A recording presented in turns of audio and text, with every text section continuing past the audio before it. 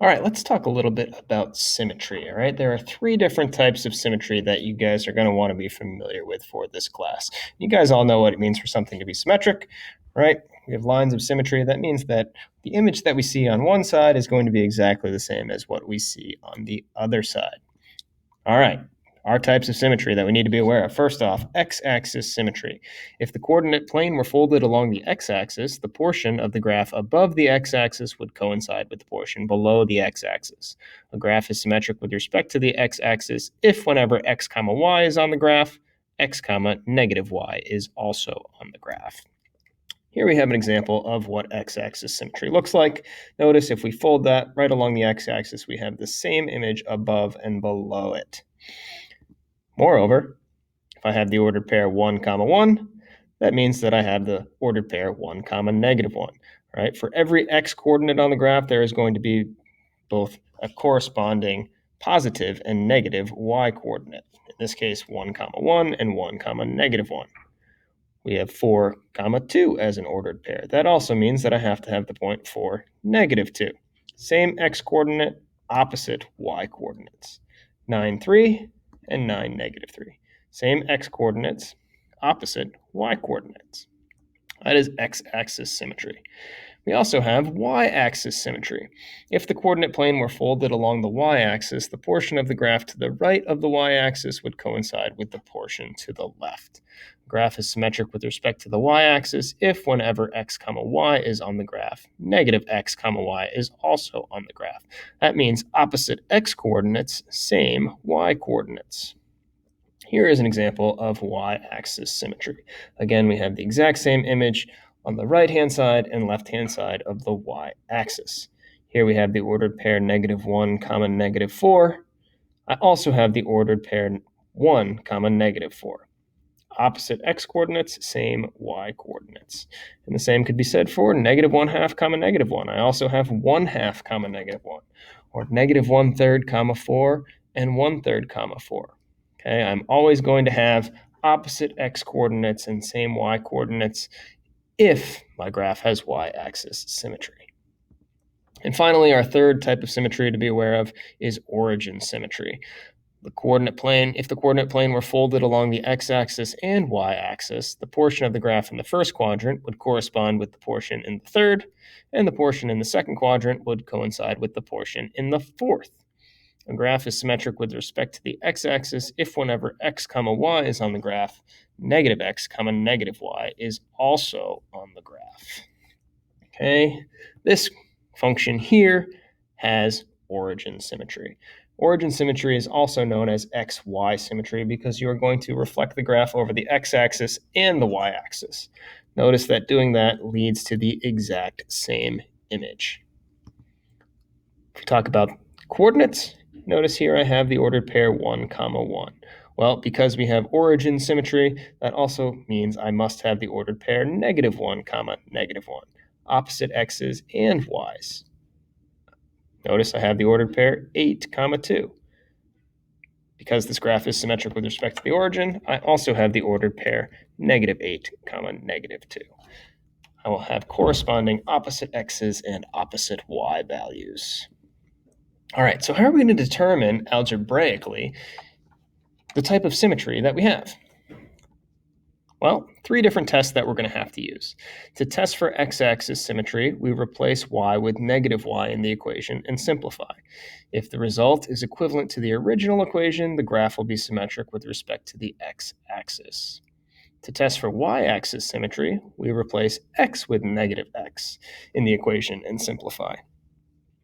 If the result is equivalent to the original equation, the graph will be symmetric with respect to the y-axis. And finally, to test for origin symmetry, we are going to replace x with negative x and y with negative y. Simplify the expression, and if we end up with the exact same equation that we started with, that means we have symmetry with respect to the origin. Notice that when doing these tests, if we're talking about the x-axis, we want to change y. If we're talking about y-axis symmetry, we want to change x. And if we're talking about origin symmetry, we want to change both x and y to be negative. Let's give it a shot here. Use algebraic test to check for symmetry with respect to both axes and the origin. Check your work graphically. So let's start off with testing for symmetry with respect to the x-axis. To do so, we replace y with negative y and simplify. Well, that gives me negative y is equal to negative x squared minus 4. And to solve for y, I would multiply both sides by negative 1. That gives me y equals x squared plus 4. Now, is this exactly the same as the original expression that we started with? No. And because it's not, that means I do not have x-axis symmetry. To test for y-axis symmetry, I'm going to switch out x with a negative x. That gives me y is equal to negative, parentheses, negative x squared minus 4. Now, when we go to simplify this, recognize that squaring a negative results in a positive. We still have the negative in front of it, though, however, so we have y is equal to negative x squared minus 4. This is the exact same as the original expression that we started with. This means that we do indeed have y-axis symmetry. And to test for origin symmetry, we're going to replace x with negative x and y with negative y. Well, we can do a little bit more simplification here. Notice that to solve for y, we would have to multiply everything by negative 1, and that we also have the negative x squared on the right-hand side of the equation, which, when we square a negative, is going to become a positive. So we have negative y is equal to negative x squared minus 4. Again, that is going to leave us with something completely different from our original expression. It's actually the opposite. Y, solving for y, leaves us with y equals x squared plus 4. Again, not exactly the same as the original expression, therefore we do not have origin symmetry. Graphically, we can check our work. If you were to take out your calculator and graph this function, all right, we would have this nice downward-facing parabola, and we can definitely see that we do have y-axis symmetry. Always good to check your work. All right, let's try another one here. Use algebraic test to check for symmetry with respect to both axes and the origin. Check your work graphically. Okay, so x-axis. This means we replace y with negative y. X times negative y is equal to 5.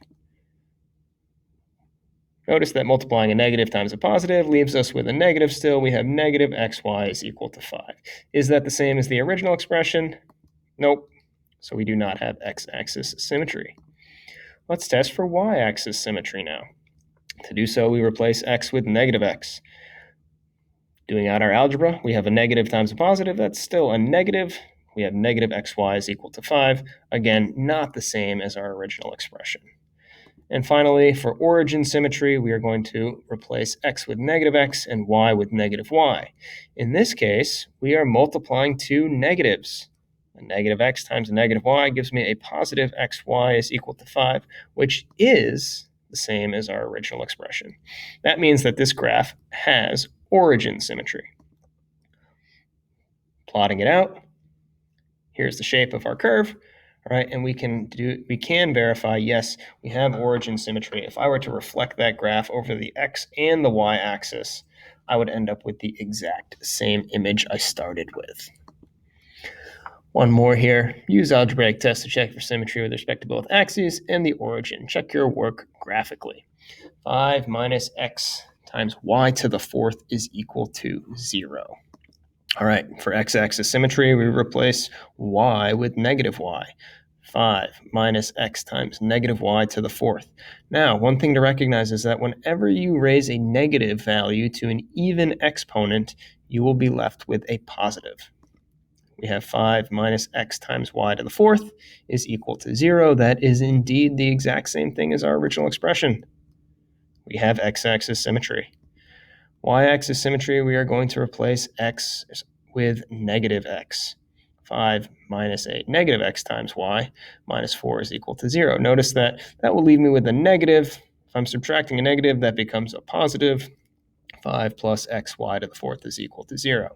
Not the same as our original, therefore we do not have y-axis symmetry. And finally, origin symmetry, we are going to replace x with negative x and y with negative y. and simplifying out. Again, raising negative y to an even exponent makes that a positive. The negative and the negative x is also going to become positive. We have 5 plus x times y to the fourth equals 0, not the same as the original. No origin symmetry. And graphically, here is what our curve would look like. All right, we have x-axis symmetry. All right, one last one. Let's test it out. To test for x-axis symmetry, we're going to replace y with negative y. Well, x squared minus negative y, quantity squared, is equal to 25. As we said before, anytime you raise a negative to an even exponent, you are going to get a positive. That leaves us with x squared plus y squared is equal to 25. Well, same exact thing we started with? Yes. Therefore, we have x-axis symmetry. Let's test for y-axis symmetry. Replace x with negative x. Again, I have a negative that's being raised to an even exponent. That is going to give me x squared plus y squared is equal to 25. So we also have y-axis symmetry in this case.